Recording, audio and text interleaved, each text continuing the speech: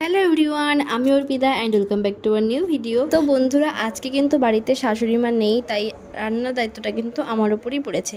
আর শাশুড়ি মা গেছেন হচ্ছে এইমসে ডাক্তার দেখাতে আমার বরকে নিয়ে।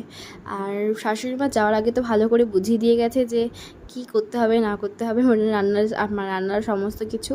আর একদিকে তো আমি বসিয়ে দিয়েছি হচ্ছে কুমড়ো ভাজা, আর একদিকে হচ্ছে বসিয়েছি গাটি আলু সিদ্ধ। কারণ আজকে রান্না করব গাটি আলুর তরকারি আর কুমড়ো ভাজা বাবার জন্য, কারণ বাবা হচ্ছে নিরামিষ খান। আর আমাদের জন্য বাজার করা হয়েছিল হচ্ছে ইলিশ মাছ, আর সেটাই আজকে রান্না করব।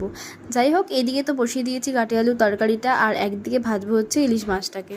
তো দুই দিকে দুটো বসিয়ে দিয়েছি, কারণ আজকে আমার অনেক চাপ রয়েছে, নিচে আবার কেক বানাতে যেতে হবে।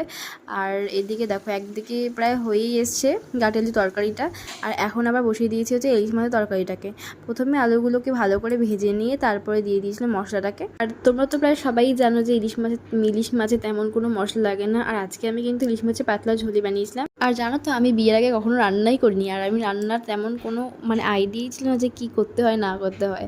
তো এখন বিয়ের পর অনেকটা শিখে গেছি, রান্না করা সমস্ত কিছু শিখে গেছি প্রায়।